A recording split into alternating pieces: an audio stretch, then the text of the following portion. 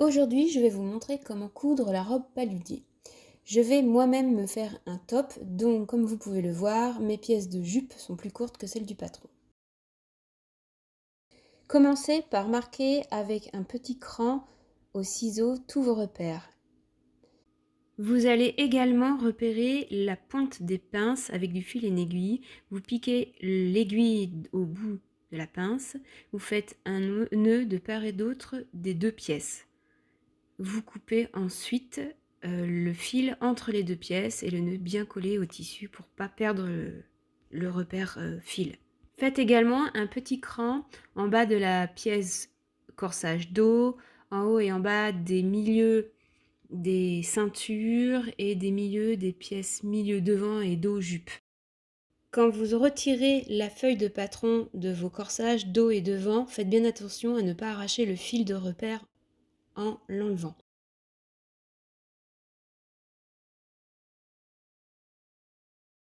Avec une règle et un crayon ou bien une craie, marquez les pinces de la pointe de la pince jusqu'au cran de pince sur le bord de l'emmanchure. Cela crée des petits triangles.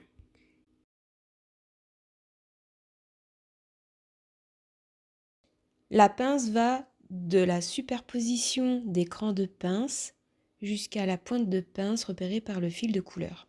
Vous superposez les crans de pince et vous suivez la ligne jusqu'à la pointe de la pince. Et épinglez. Vous piquez ensuite sur le trait tracé de l'emmanchure, donc du cran de pince jusqu'à la pointe de la pince. Vous continuez à coudre un tout petit peu sur le bord du tissu, puis dans le vide, pour estomper la pointe de pince et que ça ne fasse pas un sein pointu. Refaites la manipulation sur toutes les pinces. En tout, il y en a 8. 4 devant et 4 derrière.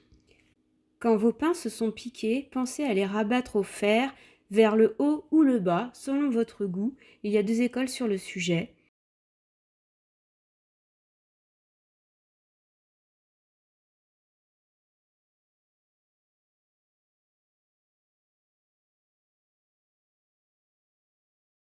Prenez la pièce décolletée, il y en a 2, que vous épinglez endroit contre endroit et vous faites une piqûre sur le haut horizontal à 1 cm du bord.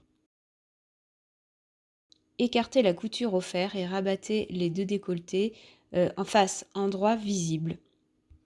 Faites une surpiqûre sur les côtés diagonales comme je vous le montre pour maintenir la pièce en place quand vous allez l'assembler au devant. Assemblez endroit contre endroit le triangle décolleté à un premier devant. Il y a un cran sur le milieu du devant du corsage. Vous le faites coïncider avec le haut du décolleté. Le bas du décolleté coïncide avec le bas du corsage. Vous épinglez et vous piquez à 1 cm du bord.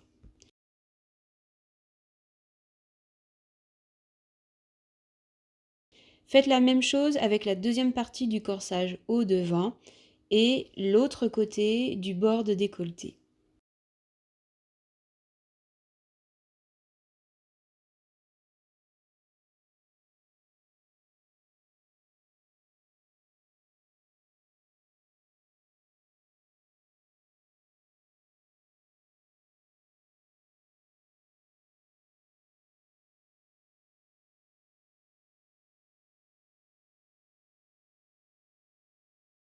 Vous allez surfiler à la surjeteuse les épaules des devants et des hauts corsages, les côtés des devants et hauts corsages, les côtés des ceintures dos et devant et tous les côtés des pièces jupes. Repassez le surfil. Épinglez endroit contre endroit le corsage dos au corsage devant par les 2 épaules et par un seul côté. En effet, l'autre côté doit rester ouvert pour la fermeture à glissière. Je vous conseille de choisir quel côté vous voulez laisser ouvert pour la fermeture à glissière. C'est selon vos commodités. Piquez puis écartez vos coutures au fer. Vous allez terminer l'encolure. Pour cela, vous allez commencer par surfiler toute l'encolure en commençant par le bas au niveau de l'assemblage en décolleté devant.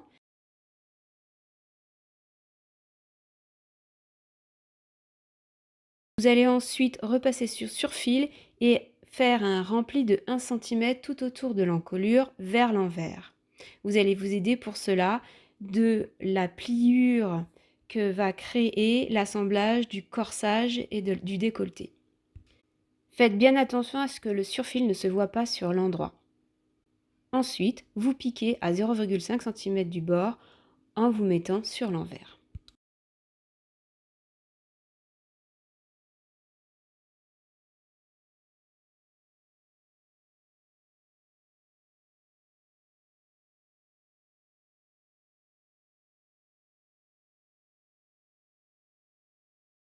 Épinglez endroit contre endroit la ceinture dos et la ceinture devant, uniquement sur un côté. Faites bien attention à ne pas vous tromper. Prenez l'aide sur le corsage déjà assemblé. Piquez puis écartez la couture au fer. Épinglez le haut de la ceinture au bas du corsage, endroit contre endroit. Utilisez les coutures côté, les crans de milieu de pièce pour bien aligner vos pièces et qu'elles ne soient pas décalées. Piquez votre couture, le repassage se fera plus tard.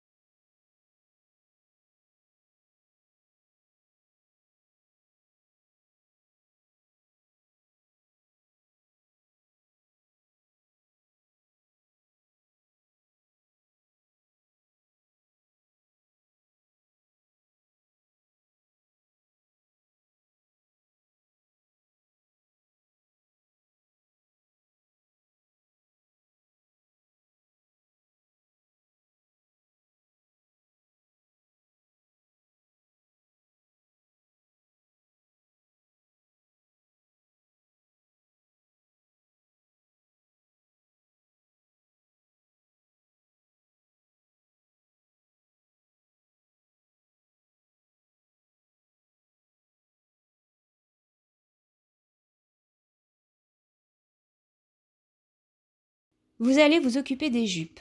Vous allez commencer par les 2 pièces devant, enfin plutôt 3 pièces. Vous dépliez la pièce milieu devant et vous épinglez endroit contre endroit les côtés des pièces côté à la pièce devant. Il y a une indication sur les feuilles de patron pour vous repérer sur lequel côté des devant côtés il faut épingler sur les milieux devant. Faites la même chose avec le milieu dos et les côtés dos. Vous piquez puis écartez les coutures au fer. Vous allez assembler ensuite la jupe devant avec la jupe dos par le côté, comme pour le corsage et la ceinture, qui doit être assemblé. Donc faites bien attention à ce qui a déjà été assemblé avant. Vous épinglez, vous piquez, vous écartez la couture au fer. Quand la jupe est prête, vous allez assembler le bas de la ceinture au haut de la jupe, endroit contre endroit, en faisant coïncider tous les repères entre eux. Ensuite, vous piquez.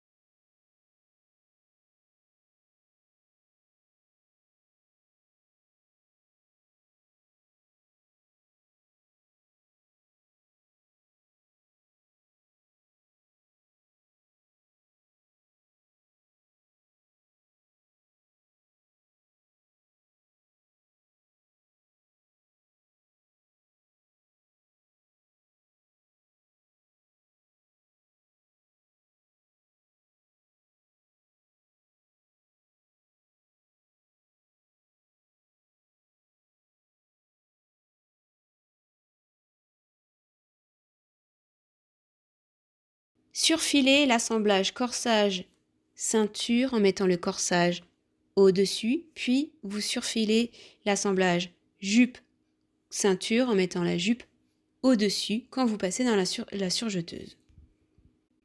Vous repassez les surfils et vous les rabattez vers la ceinture. Vous allez assembler la fermeture à glissière invisible. Commencez par marquer un repère à 3 cm du haut des côtés. Ce repère est l'endroit où le curseur de la fermeture à glissière s'arrêtera. Sur mon assemblage, vous voyez que ma fermeture à glissière va jusqu'en bas parce que c'est un top. Mais vous, ce ne sera pas le cas. Vous épinglez endroit contre endroit la fermeture à glissière à un des côtés ouverts de votre robe.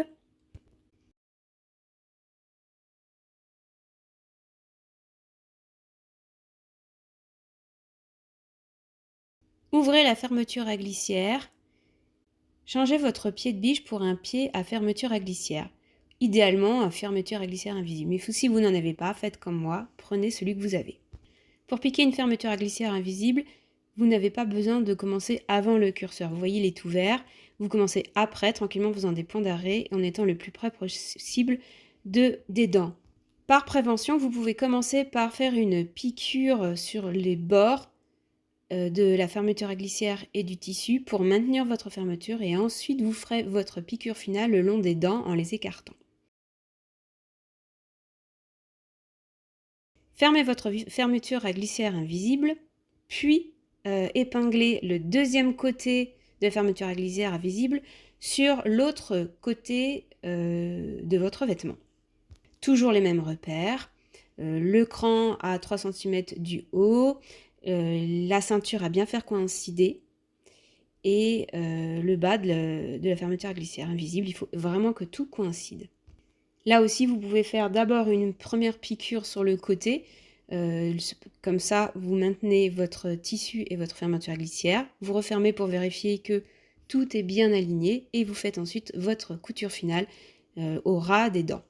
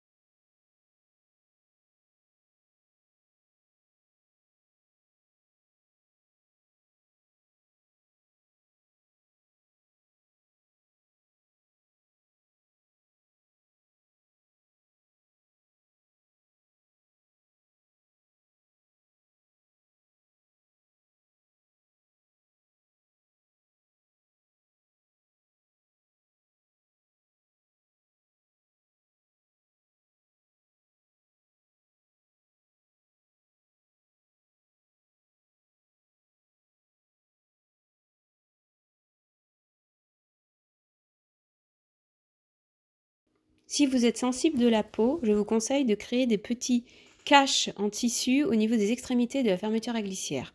Il y a un article de blog sur mon site internet.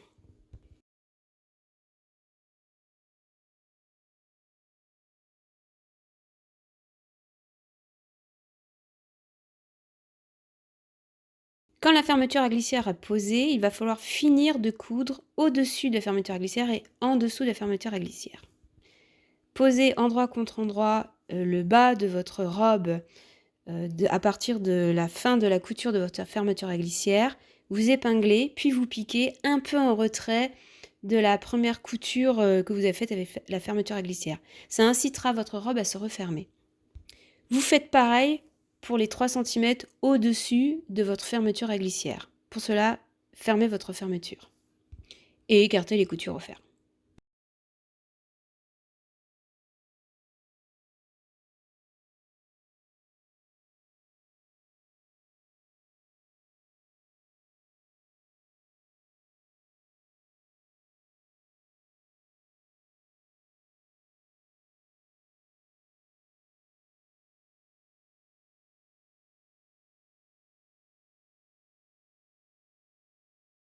Pour créer l'ourlet de bas de robe, faites un premier pli au fer de 1,5 cm tout le long, un second pli ensuite de 1,5 cm également, puis vous piquez sur l'envers à 1,5 cm du bord.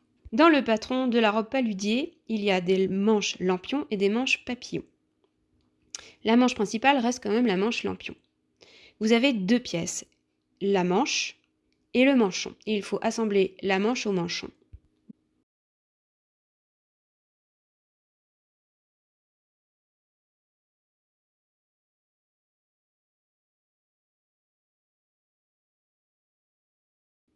Épinglez endroit contre endroit le haut du manchon au bas de la manche. Vous faites une piqûre à 1 cm du bord.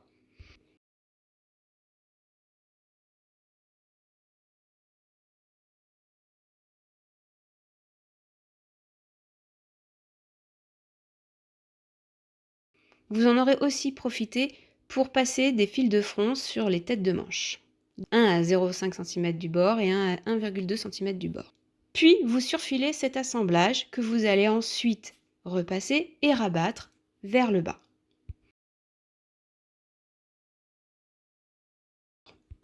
Surfilez les côtés de votre assemblage manche-manchon, repassez-les, puis assemblez-les endroit contre endroit, piquez et écartez la couture au fer.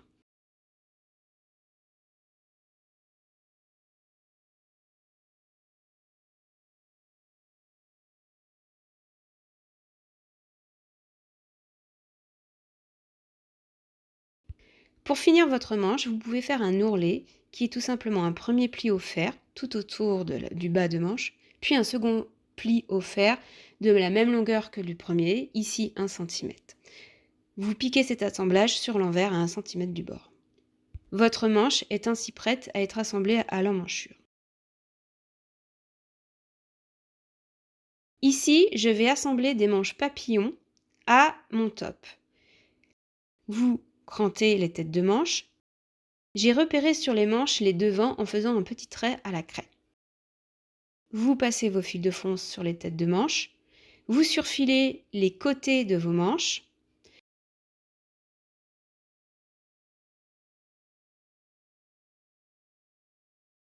Puis, vous assemblez endroit contre endroit les côtés de manche. Vous piquez et écartez la couture au fer. Sur ma manche papillon, j'ai décidé de faire un rouleté comme vous pouvez le voir. Vous allez assembler la manche à l'emmanchure, endroit contre endroit. Vous allez assembler la tête de manche à la couture épaule de l'emmanchure.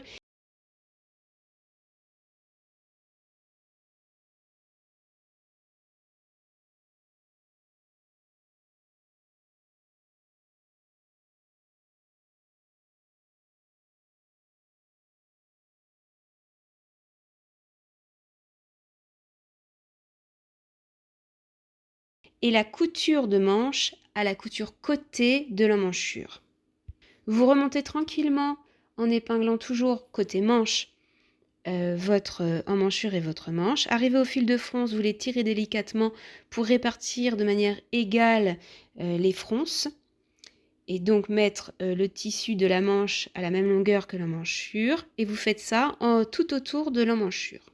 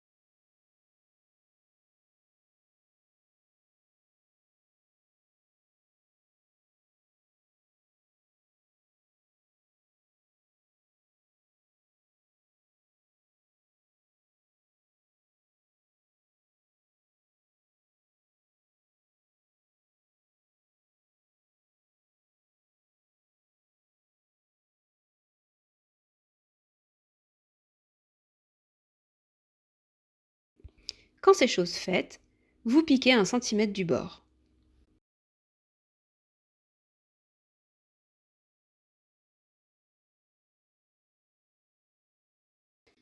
Quand vous avez piqué les fils de fronce, il y en a un qui était à 1,2 cm du bord, sauf que vous avez fait votre piqûre à 1 cm du bord. Il faut donc retirer ce fil de fronce pour qu'il ne soit pas visible.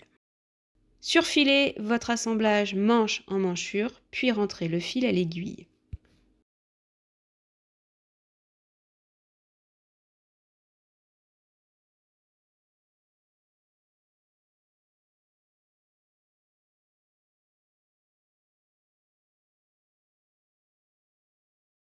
Quand vous assemblerez votre manche côté fermeture à glissière invisible, pensez à faire bien attention en piquant dans les dents à ne pas casser vos aiguilles. Votre robe paludée est désormais terminée.